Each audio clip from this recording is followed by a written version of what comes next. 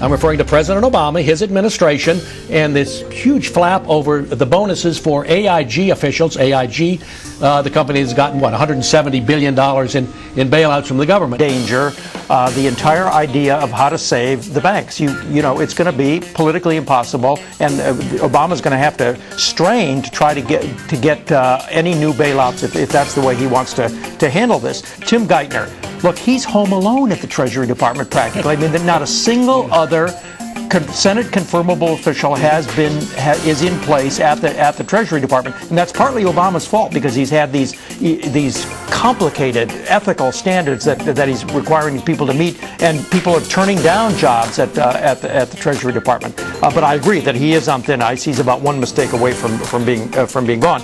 Look, Obama is trying to do too much. His number one job is to save the financial system. Everything else will be useless to do if he doesn't get that done, but he's trying all these kinds of other things.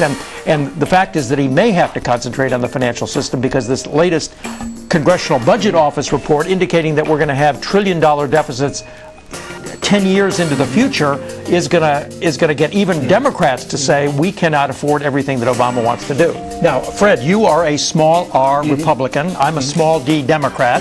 And, you know, doesn't it offend you that we have this unelected money czar who's making all these huge decisions on how the economy is going to go? Yeah, it does offend me, but better someone than no one. Absolutely. And given the way that the elected officials have been acting lately, thank God for Bernanke. It's up and down time. Down, President Obama is yucking it up on Leno and going on ESPN to show off his NCAA basketball bracket picks, is raising eyebrows. Bush used to, welcome Super Bowl winners and stuff like that to the White House, even in the depths of the Iraq War. They all do that. This is part of being president. Does he have to do them on television? There's a certain... He's president. Yeah. That's vanity, Mort, that he's going on doing that. And what about Leno? There's a big crisis in Washington. He's going up to California to be on Leno and have a town hall and all that stuff. Please, Mort, that's not what you do. You joked on Leno, I think, unfortunately, when he likened his bad bowling to be in the Special Olympics. I'm not someone who is going to be a part of the language police, but that was unfortunate. Yeah, I agree with that. Down, Democratic Senator Chris Dodd, he has landed himself smack dab into the center of the country's banking crisis. Look, Dodd is in terrible political trouble, really for the first time. I mean, the newspapers in Connecticut, which have been pretty kind to him over the years, now they are really piling on as, that great, the way the media works. I mean, the one principle that the media has is kick them when they're down. And so they're kicking Dodd, and he got hornswoggled on this whole thing, or at first he didn't realize how bad this thing was going to appear, and then suddenly he realized it, tried to duck away from it, and then got caught. George W. Bush, a name from the past. The former president chose not to take shots at President Obama in his first post-White House speech, saying that the current president deserves his silence, unquote.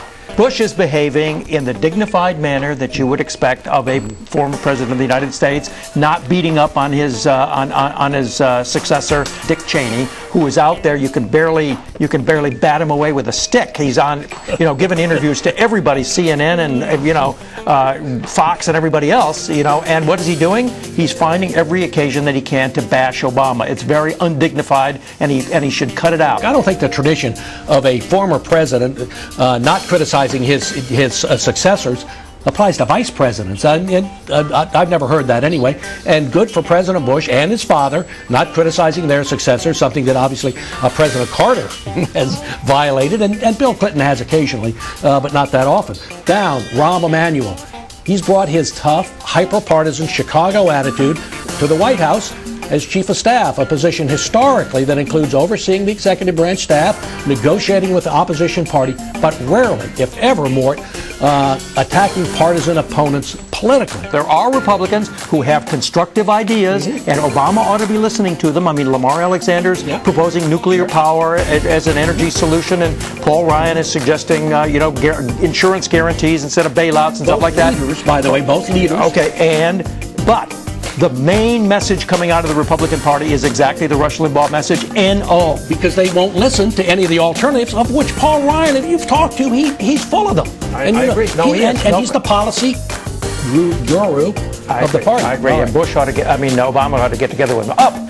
Mexican President Felipe Calderón, he is confronting deadly drug cartels head-on, even capturing the son of the country's most notorious drug lord this week. The U.S. is concerned about increasing violence along the border, but Calderón insists that there's a solution to be found in working together.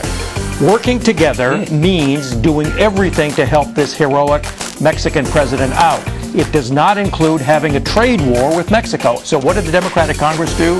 It put in the stimulus package, at the behest of the Teamsters Union, a ban on Mexican trucks. Only 95 of them coming into the United States, which the Mexicans are going to respond to by raising tariffs. 95 trucks. Can you imagine that?